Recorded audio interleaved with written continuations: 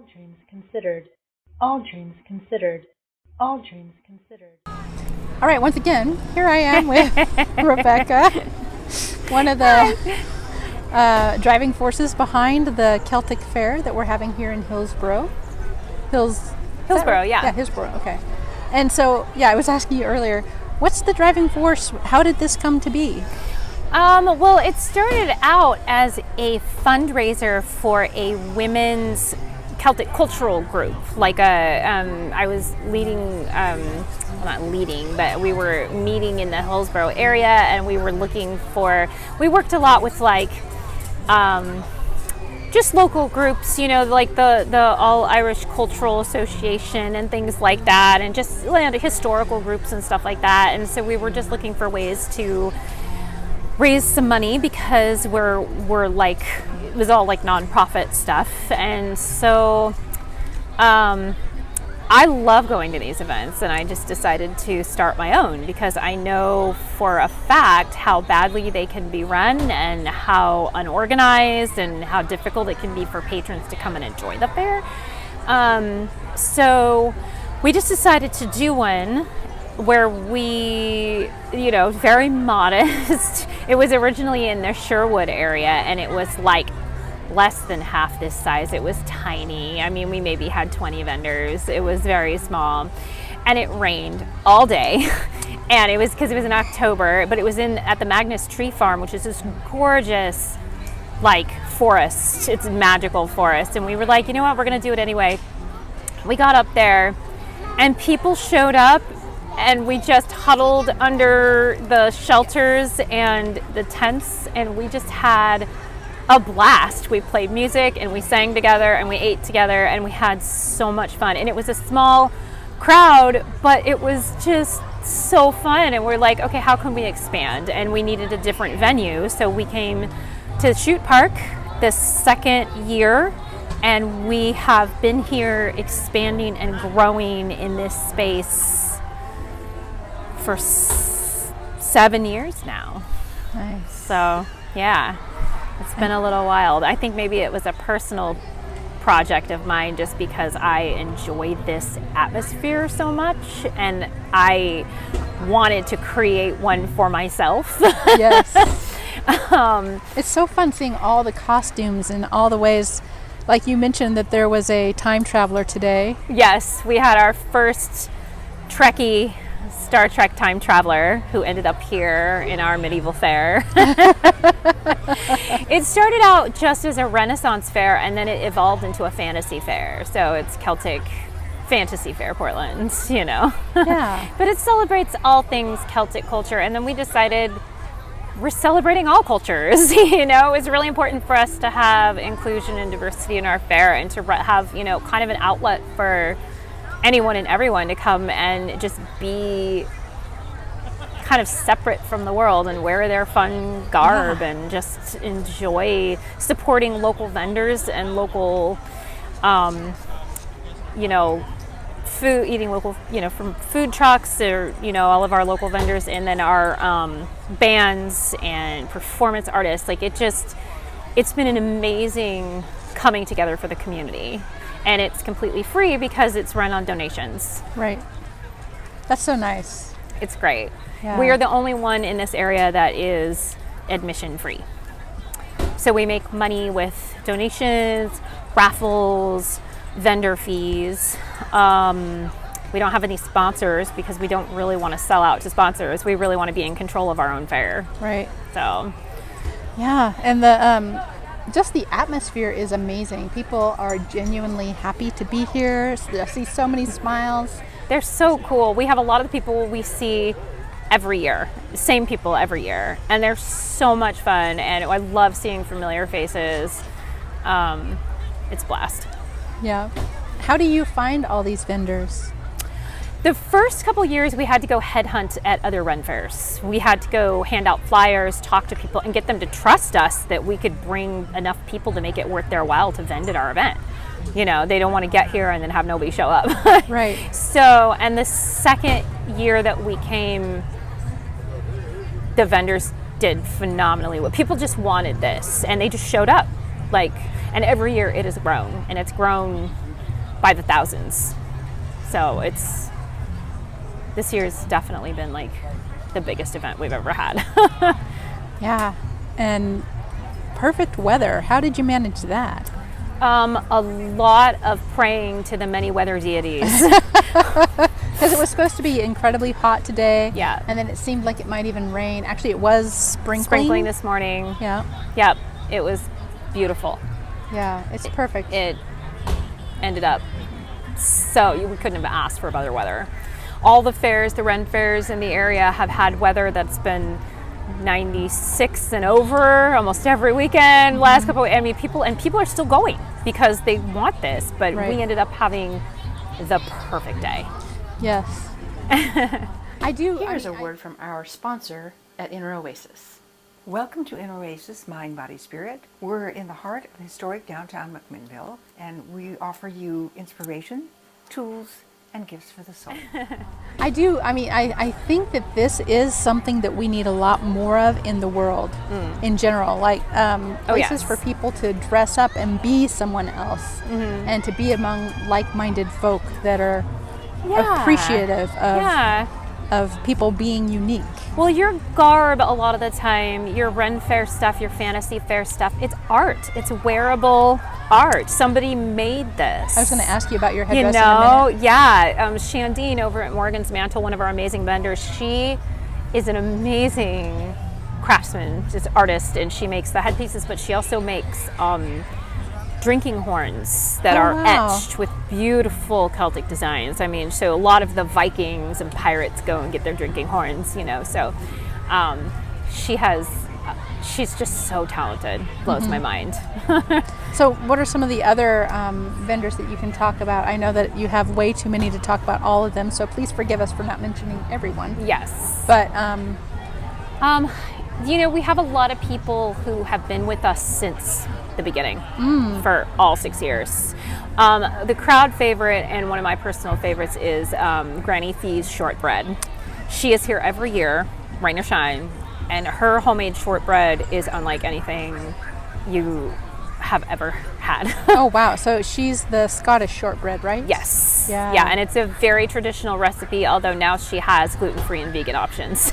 Oh wow. Which she didn't used to when we started. So it's like everybody's just kind of expanding their business to fit the needs of the crowd right now. So yeah, she's fantastic. I'm trying to think, we have so many vendors that have been with us for ever.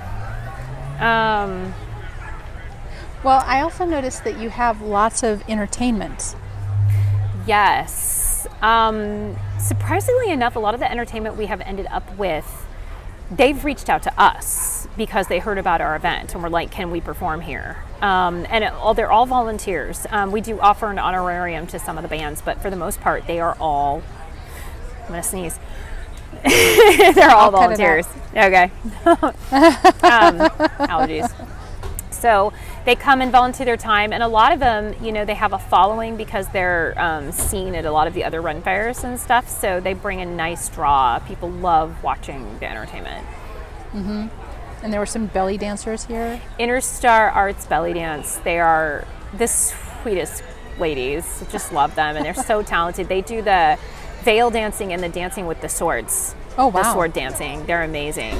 But we also have the Oregon Irish Dance Academy, which is all the kids' Irish dancing, the traditional Gaelic dance, and they are spectacularly talented. That's like the river dance where they just dance with the feet. And, yeah. Wow. They're so good, and they come and perform every year for us.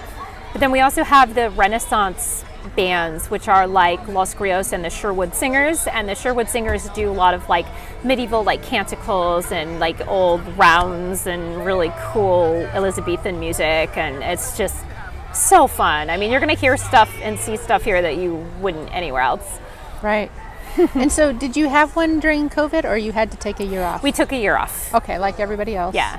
So technically the fair's been around for 8 years, but it's only been 7 years of right. events. Although you did all the planning, if I remember correctly. Yes, we did, and we had to make a decision to call it off. Attention, ladies and gentlemen of the 7th Annual Celtic Fair. The Katie Jane Band is now on the main stage. Please make your way on over and show some support for this amazing duo.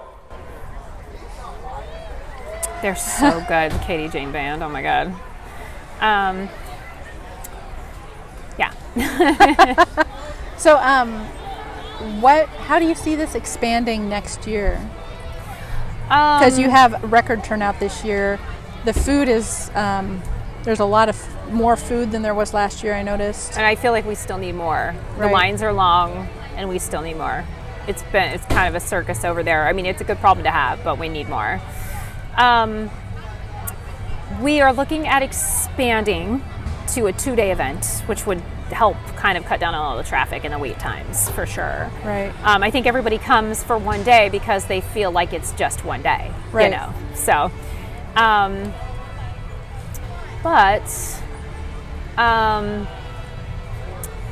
let's see, we thought about adding another event under the Celtic Faire name and maybe doing a 2-day camping event, which a lot of these vendors are used to doing for Ren Fairs. It's usually, Ren Fair is usually a week-long endeavor, Ours would just be like a Friday, Saturday, Sunday kind of thing. So we're scouting venues for that.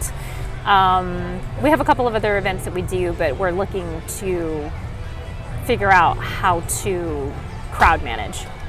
Yeah. All right. Are there any roles that you would like to put the call out to the universe for, that you would like to have filled? Oh, well, if we expand, even if we don't, we need more volunteers. I would definitely. How do people volunteer? Do they just go to the website and there's a sign up? Yeah, they would just send us information through the website. It goes right to us. Do you have a form on the website that says I would like to volunteer? Uh-huh. Oh, great. Yeah, so people can just write us or email us individually, whatever they want, or reach out to us on Facebook as well, or Instagram. We have all those things. And they can just say, I'm interested in volunteering. How do I do that? And also future vendors, if we have any other people that are interested in vending here. We are capped out on vendors this year, obviously, as far as like the park being at capacity. But when we expand, we want everybody. We Right. want all the vendors. So we're happy to talk to everyone. And a lot of your stuff is primarily handmade, correct? Yes, that was one of my original rules in the very beginning. No MLMs, no generic made in China stuff, like plastic, stuff. Like, not plastic, what am I trying to say? Like low quality, like we really want like local vendors, handmade art, stuff that's made with love from Right. scratch. I love that. Stuff that's made with love. Yeah. We need more of that in our world. We really do. And I really want to support our artisans this is their living. This is how a lot of them made their living during COVID, was through online sales to this community. Right. Because we have so many loyal customers. So we want to support that in any way we can. So Yeah. I love that. Yeah. it's like no generic fair vendors, like county fair vendors, like none of that. Even the food, I noticed, is all very unique. Yeah. And we really tried hard to really pick vendors that fit the theme and that we know people couldn't really get anywhere else, Nice. Is there anything that I should have asked you that you can think of? Good. I can't really hear them. That's why we have mics. Can edit. That's a good question. Just maybe our sister event, Which Day is every year. I just want to plug that, I guess. And that's another local, that's a more Portland proper kind of event. So we're in Hillsboro. Well, I guess we're moving it to a different location this year. So we're going to be in Oaks Park this year. I love that. We love it too. It's Oaks Park Pavilion. So it's December 3rd, 10 to 6, and it's for winter solstice. And it's a lot of bizarre winter, like just crafts, arts, gifts you are never going to find anywhere else in the world. Handmade by some just fun freaky people. I love it. I love it. It's solstice, it's kind of witchy, it's sometimes dark, we just feed a little bit of everybody, Right. Are you going to have vendors? Food vendors this year? So we might have a couple of food carts if the venue will let us, but we're definitely going to do like public ritual for solstice. That's open to everyone.